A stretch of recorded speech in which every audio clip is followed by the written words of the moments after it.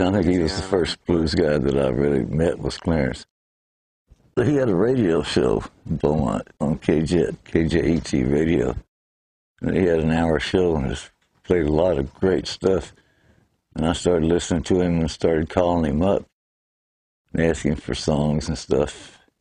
And I was working in a music store, and he came in to buy some strings, and I recognized his voice and started playing one of his songs. And he came in and said, "Hey, you know who I am, don't you?" I said, Sure, I do. And we got a friendship going there, and I'd come out and sit in with him. He'd always say, "Johnny wants to grow up to be just like me." He loved himself. He loved himself. Well, actually, when he died, I bought his guitar from his wife. So I've got Clarence's main guitar. He did a lot of things. He did a lot of stuff. He did construction, and he'd go buy shrimp and sell them for the shrimp bowls and sell them to restaurants. I did an interview with him and said, "Why did you quit doing music?" He said, "Well, I could do a lot of things, you know. I didn't want to just do music. Pour foundations and a carpenter." He got kind of mad at me there. So why didn't you just stay in music? He said, "Well, I can do a lot of different things, you know, so don't want to just do one thing." And were you a teenager when you became president? Yeah, I was about 14, 15. And I think you told me, is that when you had your fake ID and you started? Yeah. Said I was 24. Yeah, we started our first club gig when I was 15. Well, my parents hated me doing that. It took me a long time to convince them. But Edgar was only 12. He was playing nightclubs at 12 years old. Our drummer's father was supposed to be taking care of us, and all he wanted to do was go out and drink. He didn't pay any attention to us at all, but that made my folks feel better that he was going to be there watching us. But you probably couldn't have been happier about that whole thing. I loved it. I loved it. Yeah, we worked Friday and Saturday for several years. And there's a picture, I guess you played a show with B.B. King. Yeah, when I was 17. Yeah. But I just sat in with him. He was playing a club called the Raven in Beaumont. And we were the only white people in the place. But nobody bothered us. Everybody was real nice. And B didn't know who I was. He didn't, probably wasn't anybody. I was just a little kid. Right. But he didn't know if I could play or not. But did you just go over to him and say, "Hey, man, I want to play with you"? Yeah. I had a lot of balls when I was a little kid. I just wanted him to hear me play. And he kept coming up with reasons why I shouldn't. He said, "Well, you got a union card?" And I said, "Yeah, I got a union card." And he said, "Well, you don't know our arrangements." And I said, "Well, I've listened to all your records. I know everything." And finally, he thought I was from the IRS coming to get him for taxes. He said, and then he said that he kind of figured that if he was a black guy in a white club, that they might not want him to play because he was black, and he didn't want me to think that he didn't want me to play because I was white. So he finally decided to go ahead and let me, and he didn't even know if I could play or not. Right. But I got a standing ovation. Do you remember what you played? Yeah, Going Down Slow. Oh, that's cool. I'll never forget that night.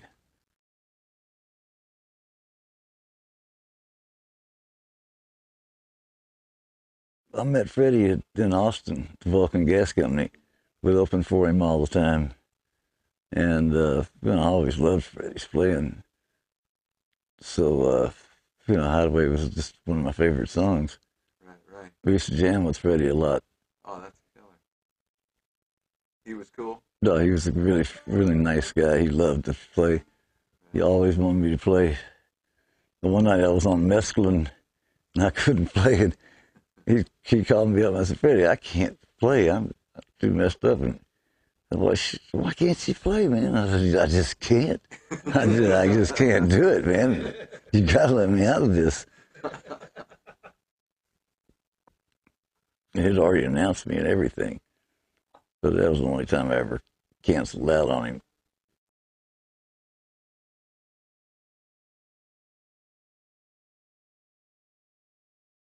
Well, my first guitar player, Luther Nally in Beaumont, played a lot of Chet Atkins and stuff like that, and he used a thumb pick, and I liked Chet Atkins a lot.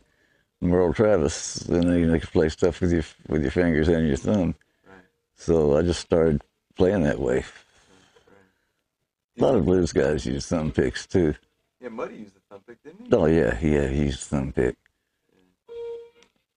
Did you try to play with a flat pick too? No, I never even tried it. I just wanted the thumb pick, mostly because of the Chet Atkins stuff.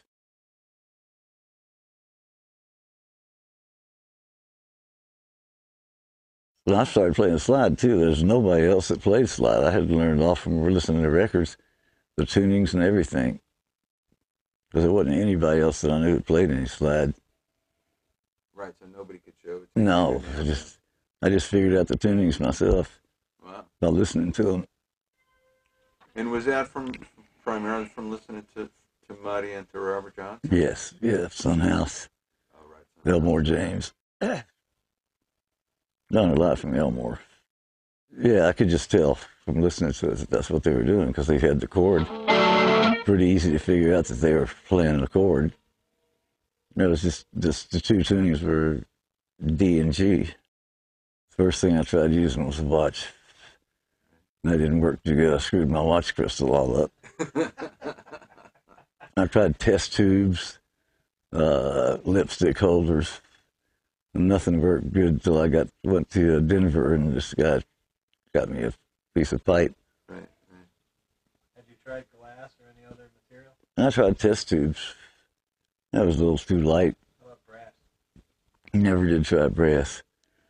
But how about a real bottleneck, you know? I tried to do that, and I never could get it to break the right place.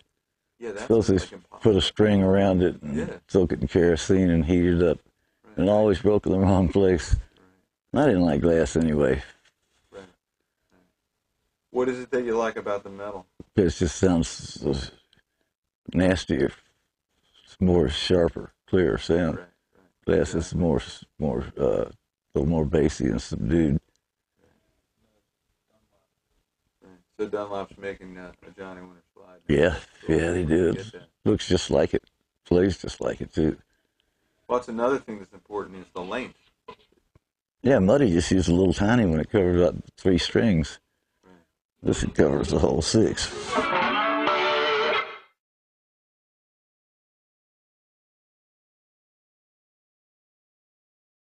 God says Abraham killed me his son. Abe said, man, you must be putting me on. God said no, and Abe said what? God said you can do what you want, everybody. Next time you see me coming, man, you better run.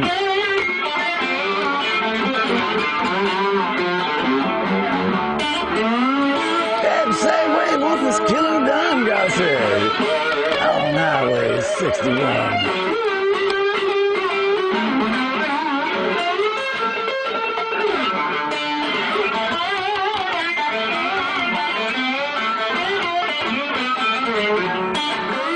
Roman gambler, he was very bored, trying to create a next World War.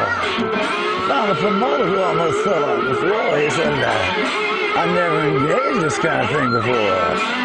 Yeah, I believe it can be very easy to get done.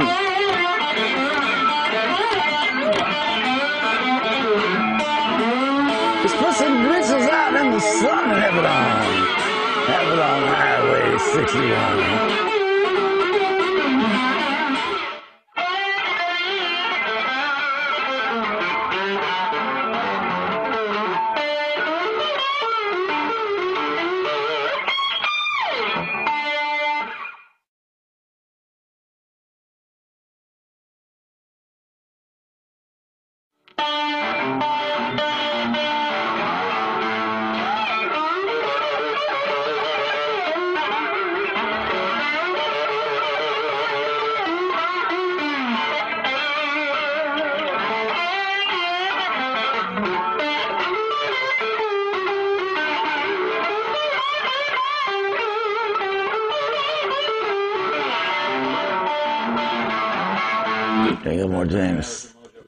Elmore James stuff.